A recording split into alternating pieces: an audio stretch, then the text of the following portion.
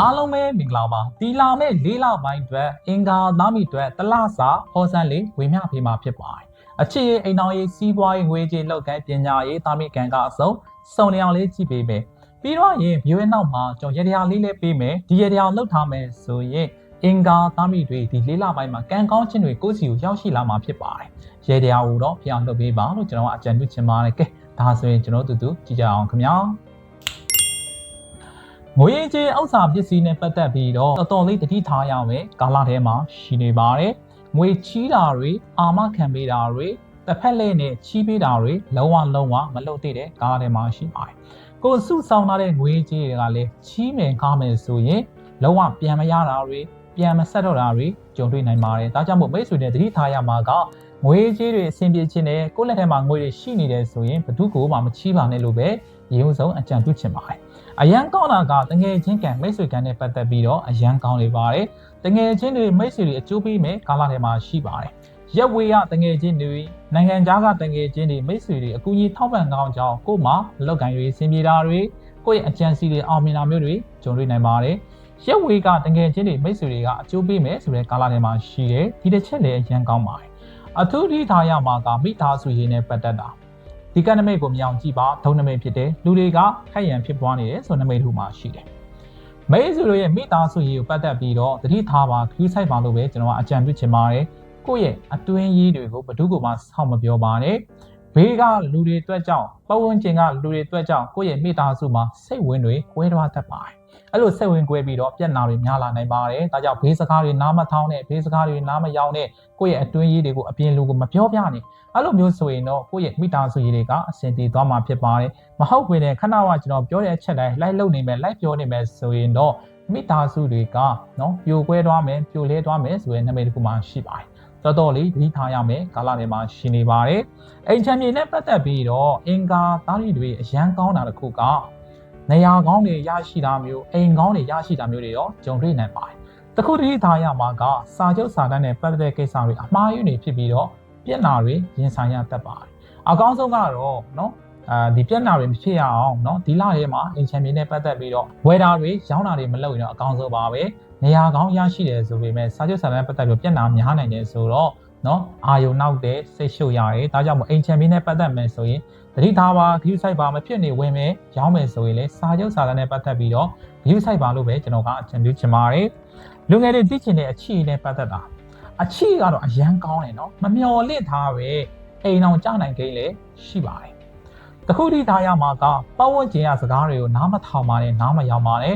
ပတ်ဝန်းကျင်စကားတွေနားထောင်နားရောက်မယ်ဆိုရင်ကိုယ့်ရဲ့ချစ်သူနှစ်ယောက်ကစစ်ဝင်တွေခွဲပြီးတော့အထင်မှားတာတွေအမြင်မှားတာတွေဖြစ်ပြီးတော့ပြဿနာတွေဖြစ်နိုင်ပါတယ်ဒါကြောင့်မို့အချစ်ရည်နဲ့ပတ်သက်ပြီးတော့အင်္ဂါသားတွေပြဿနာတစ်ခုဖြစ်လာပြီးဆိုရင်ပွင့်ပွင့်လေးလေးတိုင်ပင်ဆွေးနွေးပါလို့ပဲကျွန်တော်ကအကြံပြုချင်ပါတယ်ဒါမှပဲကိုယ့်ရဲ့အခြေတွေကဒီစီမှာအဆင်ပြေမှာဖြစ်ပါတယ်မဟုတ်ဘဲနဲ့ကြိတ်ပြီးတော့เนาะဖြစ်နေမယ်ဆိုရင်တော့အခြေတွေကအဆင်ပြေမှာမဟုတ်ပါဘူးတခုတည်းထားရမှာကဒီလာမဲ့၄လပိုင်းမှာအင်္ဂါသားမိတွေလူမုံများနေတဲ့ကာလမှာရှိပါတယ်ကိုဘလောက်ပဲလှုပ်ပေးကိုဘလောက်ပဲစေနာထားလူတွေပေါ်မှာကိုတစ်ချိန်ကတစ်ခါလောက်သူတို့ပေါ်မှာမကောင်းမိတာနဲ့ကိုအပြစ်မြင်တာတွေအပြစ်တင်တာတွေနော်ကိုမကောင်းပြောတာတွေကြုံတွေ့နိုင်ပါတယ်ဒါကြောင့်မို့ဘသူ့ကိုမှဂရုမစိုက်ပါနဲ့အသက်နိုင်ဆုံးမြတ်တာထားလိုက်ပါလို့ပဲကျွန်တော်ကအကြံပြုချင်ပါတယ်လူမုံများနေတဲ့ကာလမှာဖြစ်နေလို့ပါအရန်ကောင်းတာကအိမ်အောင်ရေးနဲ့ပတ်သက်တာအိမ်အောင်ရေးစင်မပြေတဲ့သူတွေအိမ်အောင်ရေးကြောင့်တောကများနေတဲ့သူတွေအိမ်အောင်ရေးကြောင့်စိတ်ညစ်နေရတဲ့သူတွေရှိတယ်ဆိုရင်ဝမ်းသာလိုက်တော့မကြခင်မှာအိမ်အောင်ရေးတွေစင်ပြေလာတော့မယ်မကြခင်မှာအိမ်အောင်ရေးတွေကံကောင်းလာတော့မယ်တယောက်ဝေးကွာနေတယ်ဆိုရင်လည်းမကြခင်မှာပြန်လဲပေါင်းဖက်ရတော့မယ်ဆိုတဲ့နမိတ်တစ်ခုမှရှိပါတယ်အရန်ကောင်းပါတယ်ကိုကအိမ်အောင်ရေးကံတွေကညှက်နေတဲ့မြန်ဆက်ဆန်အဆင်ပြေခြင်းနဲ့ဆိုရင်တော့ဘရွေးနောက်မှာကျွန်တော်ရေတရားလေးပေးမယ်ဒီရေတရားကိုလွတ်လိုက်ခြင်းအပြင်အိမ်အောင်ရေးကံတွေကအမြန်ဆုံးကောင်းသွားမှာဖြစ်ပါတယ်ကျမကြီးနဲ့ပတ်သက်ပြီးတော့တတိထားရမှာကရေနဲ့ပတ်သက်တာတတိထားပါရေတောက်တာတွေကအစဂရုစိုက်ပါရေချိုးနောက်မကျစေနဲ့ရေတောက်မယ်ဆိုရင်တတိထားဂရုစိုက်ပြီးတော့ရင်ကန်းချီတို့ချောင်းသားတို့အဲ့လိုမျိုးရေနဲ့ပတ်သက်တဲ့နေရာတွေမသွားနဲ့မလာနဲ့ပြီးတော့ဒီတစ်ချမ်းမှာလည်းရေကစားမယ်ဆိုရင်တတိထားဒါလည်းရေပဲဒီနော်ရေနဲ့ပတ်သက်ပြီးတော့အကျိုးမပေးဘူးဆိုတဲ့ကာလထဲမှာရှိနေလို့ပါ အင်္ဂါသားတွေဖေဖေမေမေနဲ့ကိုယ့်ရဲ့သားသမီးတွေကပြောဆိုဆုံးမရခက်နေတဲ့ဆိုရင်ဒီလို၄လပိုင်းမှာပြောဆိုဆုံးမကြည့်ပါကိုယ့်ရဲ့စကားကိုလွယ်လွယ်နဲ့နားထောင်တာတွေလက်ခံတာတွေကြုံတွေ့နိုင်ပါတယ်ဒါကြောင့်သားသမီးကံကလည်းအကျိုးပေးနေတဲ့ကာလမှာရှိတယ်ကိုယ့်ရဲ့သားသမီးကလိမ်မာတဲ့သားသမီးဆိုရင်တော့အကျိုးပေးလိမ့်မယ်ပြောဆိုရခက်နေတဲ့ဆိုရင်ပြောဆိုရလွယ်သွားမယ်ဆိုတဲ့နမိတ်ထဲမှာရှိတယ်အရန်ကောင်းပါတယ်လူငယ်တွေပညာရေးနဲ့ပတ်သက်ပြီးတော့ဒီလာမဲ့၄လပိုင်းမှာတတိထားပါခရီးဆိုင်ပါဒီထားရမယ်ခရီးဆိုင်ရမှာကစာတွေကြက်တဲ့နေရာမှာလွယ်လွယ်ကူကူနဲ့မရတာတွေပု္ပ္ပစာတွေကခက်ခဲနေတာတွေကြုံတွေ့နိုင်ပါတယ်ဒါကြောင့်မို့ရေတရားလေးကိုဖြစ်အောင်ခြေလိုက်ပါရေတရားခြေလိုက်ခြင်းအပြင်ပညာရေးတွေကအဆင်ပြေလာခဲ့မယ်ကြက်မှတ်ရတာလည်းလွယ်ကူလာမှာဖြစ်ပါတယ်ဒါကြောင့်မို့ရေတရားလေးကိုဖြစ်အောင်ခြေပေးပါလို့အကြံပြုချင်ပါတယ်ခင်ဗျာအလောက်တိုင်းစီးပွားရေးနဲ့ပတ်သက်ပြီးတော့အရန်အားကောင်းနေပါတယ်အရန်ဆင်ပြေနေတယ်တခုထိထားရမှာကကိုကသူများလောက်ကန်နေတဲ့လူတွေအနေနဲ့အထက်လူကြီးတွေနော်ကိုယ့်ရဲ့အထက်ကခေါင်းဆောင်တွေအတွက်ကြောင့်ကို့မှာစညစ်စရာတွေစိတ်ဆုပ်စရာတွေသူတို့အထင်မြင်လွဲတာတွေကြုံတွေ့နိုင်ပါတယ်အလောက်ကန်စီးပွားရေးပတ်သက်ပြီးတော့အရန်တော့ကောင်းတယ်အထက်လူကြီးတွေအတွက်ကြောင့်ပြဿနာတွေရောဖြစ်နိုင်တယ်ဒါကြောင့်ဒီတစ်ချက်လေးတော့တတိထားရမှာဖြစ်တယ်အလောက်ပြောင်းမဲ့သူတွေအလောက်ဆွေးမဲ့သူတွေကိုယ်ပိုင်လို့တိုးချဲ့မဲ့သူတွေကတော့ပြောစရာမလိုဘူးအရန်ဆင်ပြေတဲ့ကာလထဲမှာရှိတယ်ကို့မှာအထက်လူကြီးရှိတယ်ဆိုရင်တတိထားလိုက်တော့သူတို့အတွက်ကြောင့်ကို့မှာစညစ်စရာတွေကြုံတွေ့နိုင်ပါတယ်ဒါကြောင့်အထက်လူကြီးမရှိဘူးကိုကပဲခေါင်းဆောင်ဆိုရင်တော့ okay ပါတယ်အဆင်ပြေပါတယ်ဒါကြောင့်ကိုယ်ပိုင်လုပ်တွေတိုးချဲ့ပြီးလုပ်မယ်ဆိုရင်တော့ကံကောင်းမှုတွေအများကြီးရရှိမှာဖြစ်ပါတယ်အရန်ကောင်းတာတစ်ခုလာပါပြီနော်ဒီကြတဲ့နမိတ်တစ်ခုပြောရမယ်ဆိုရင်တော့အလင်းပြနေတယ်ဆိုတဲ့နမိတ်မှာရှိတယ်ဒီကက်ကဘာကိုစားပြုတ်တာလဲဆိုတော့မိတ်ဆွေရဲ့ကံကိုပြောတ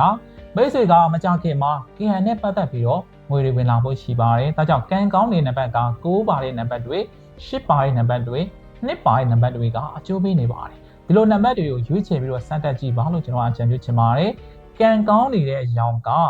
ဖြူရောင်နဲ့တိမ်ပြရောင်ကကံကောင်းပါတယ်အဖြူရောင်နဲ့တိမ်ပြရောင်ကိုကမကြာခဏလေးဒီလထဲမှာအင်ဂျီဖြစ်အဆောင်ဖြစ်ပေါ့နော်ဒါဝက်စင်နာတွေအဆောင်ဆိုရင်လည်းပဝါနေတဲ့ဆောင်းတာမျိုးတွေပြုလုပ်မယ်ဆိုရင်ကံကောင်းမှုတွေအများကြီးရရှိမှာဖြစ်ပါတယ်နောက်တစ်ချက်ကောင်းနေတာကအင်္ဂါသားမိတွေဒီကာလမှာရက်ဝေးသွားတာတွေခီးထွက်တာတွေအလဲပတ်သွားတာတွေအရန်ကျိုးပေးနေတဲ့ကာလထဲမှာရှိပါတယ်အဲ့လိုသွားမယ်လာမယ်ဆိုရင်နော်အကျိုးပေးပါတယ်အဆင်ပြေပါတယ်ကိုကနိုင်ငံခြားသွားဖို့နော်အကောင်းဆုံးကနိုင်ငံခြားသွားပြီးအလုပ်လုပ်ကိုင်မဲ့သူတွေကတော့တော်တော်လေးအဆင်ပြေတယ်ဘတ်ဆိုတွေဗီဇာတွေစောက်ဆိုင်နေတယ်နော်စာရွက်စာတမ်းတွေစောက်ဆိုင်နေတယ်ဆိုရင်မကြခင်မှာရရှိပြီးတော့ကိုသွားချင်တဲ့နိုင်ငံနော်ရောက်ရှိသွားမှာဖြစ်ပါတယ်ဒီတစ်ချက်လည်းအရန်ကောင်းပါတယ်ကဲဒါဆိုရင်ကျွန်တော်ရေတရားလေးပေးမယ်ဒီရေတရားလေးကိုဖြစ်အောင်ခြေပါခင်ဗျာဒီရေတရားကိုခြေချင်းအားဖြင့်ဒီလေးလပိုင်းမှာကံကောင်းမှုတွေအများကြီးရရှိမှာမလို့ပါ